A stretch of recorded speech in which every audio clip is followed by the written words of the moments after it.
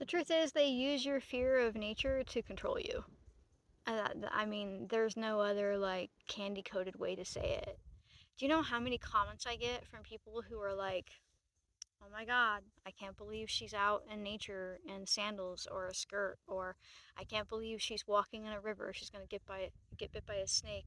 Oh my god, there are ticks everywhere. Oh my god, I can't believe you're sitting on the ground. Oh my god, did you wash that before you made a tincture? Did you wash that before you ate it? Did you make sure to soak it in XYZ chemical to get all the bugs and the dirt out? Oh my god, oh my god, oh my god. And I get literally hundreds of comments like this a month. And in the past 5 years, it has ramped up in a terrifying way. I got last week, I got like a 2.5 no space paragraph type email. The kind that hurts your eyes in an attempt to read, telling me how I was harming people because I was getting them to like go outside and get diseases from ticks, but at the same time, I was harming nature by telling humans to go out into it.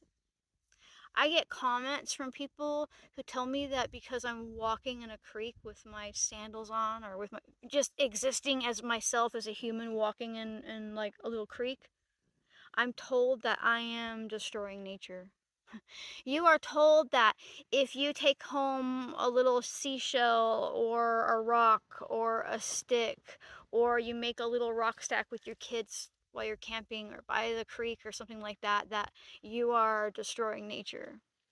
You are told again and again and again, a million ways, that it is dangerous for you to be touching this ground, that it's dangerous to be out in the sun, that if you go for a swim in that water, you're going to get a brain eating amoeba. You are told again and again that you are not allowed to be a part of nature.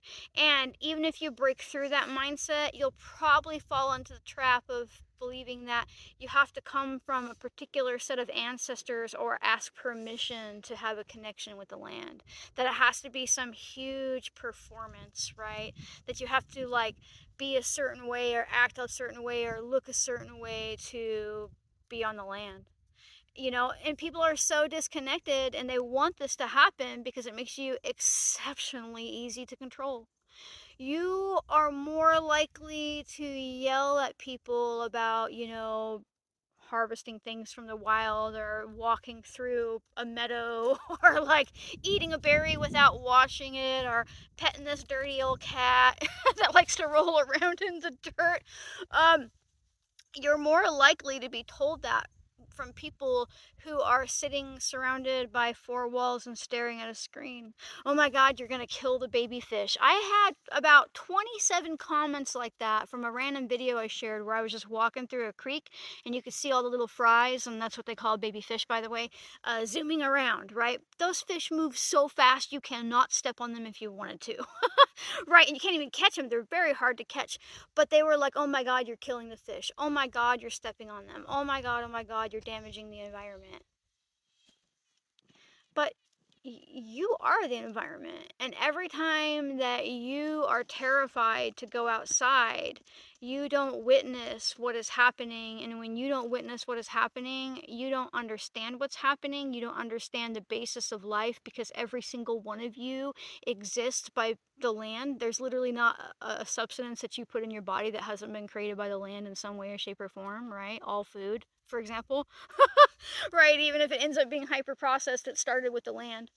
But I mean, you don't know, so you can't protect, and you can't experience, and you can't understand. And it's not that it's even anyone's fault or that it's your fault, right? It's that they've worked really hard to make it this way. They've worked so hard to make it this way.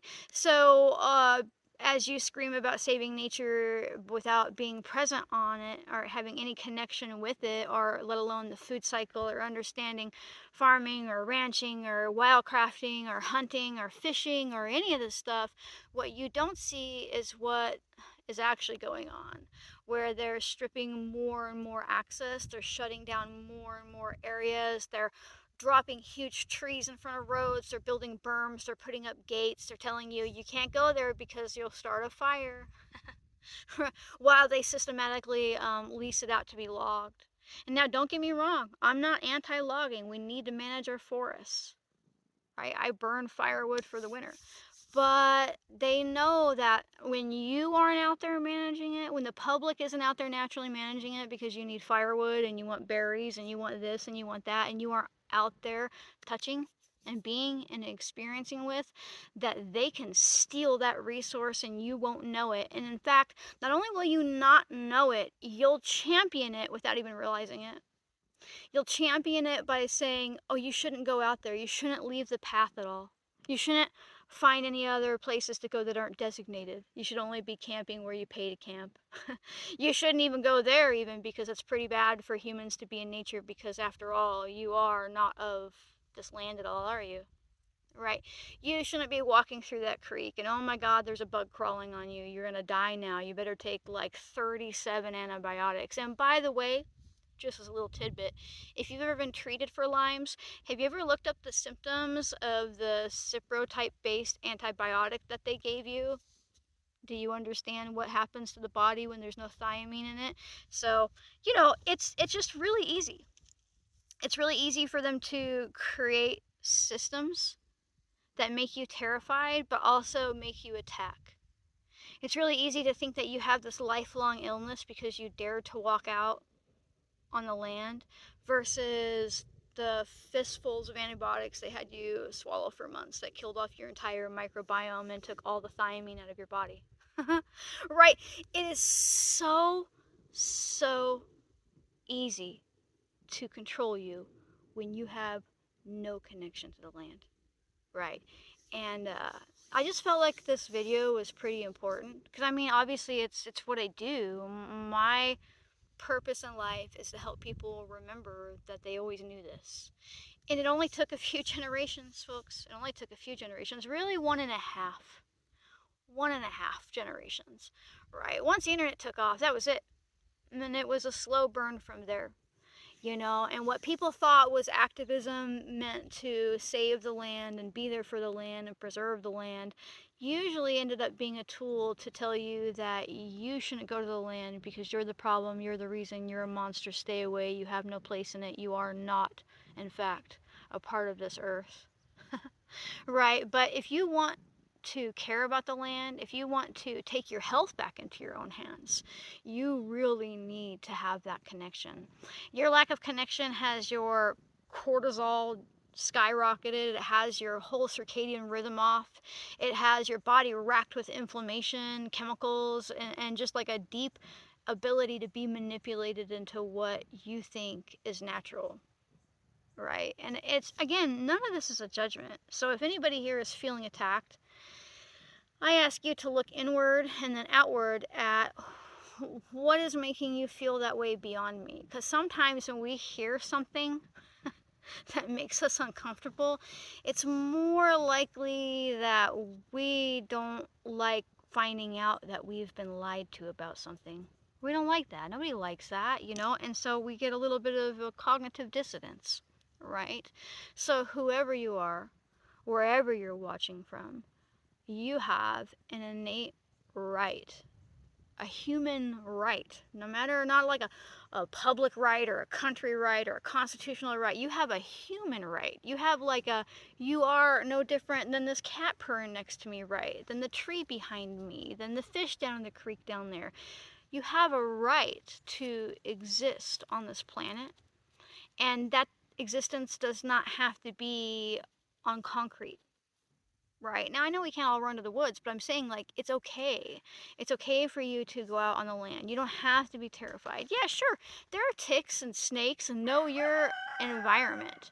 Know your environment, where you're at, what you're dealing with. Take precautions, but don't let the fear of it hold you back because you are more likely to be harmed from long-term disconnection than you are to get bit by a snake. And if you're super terrified, find somebody who's not disconnected and have them go out with you. If you're not anywhere near nature, go for a walk in a park, find a waterway to walk near, anything like that. You also don't have to have vast amounts of nature to be connected to it, right? You don't. You can just exist how you are, but find ways to interact with it. And I know that a lot of us don't have that type of access all the time, or we live with disabilities. But oftentimes, I also have seen over the years, people have a lot more access than they realize, but because they're told that they can't, they won't. And then they become defensive and they say, "Oh, I don't have any nature near me." And I'm like, "Well, I see that where you live, within like a handful of miles, there's this big park or nature reserve or national forest or Bureau of Land Management or anything like that, but they don't look, so they don't see, and they just instantly say, "No, it's not there," but it is. It really is, and it's really important. And times are getting harder. They always go really easy and then really hard, so it's no difference. But I'll tell you right now, if you're worried about that type of stuff, I hope you know anything about anything when it comes to plants or wild foods or hunting or just existing, or how to, how to do any of that type of stuff. And again, not everybody can do that. I get it, and I'm just kind of drifting about in my brain about it, but I don't know. I'm really worn down by it, if I'm going to be honest, because I do get that big pushback. Like every single day, I have to moderate comments that are like, some of them are violent. Some of them want to do me harm because I show up in nature.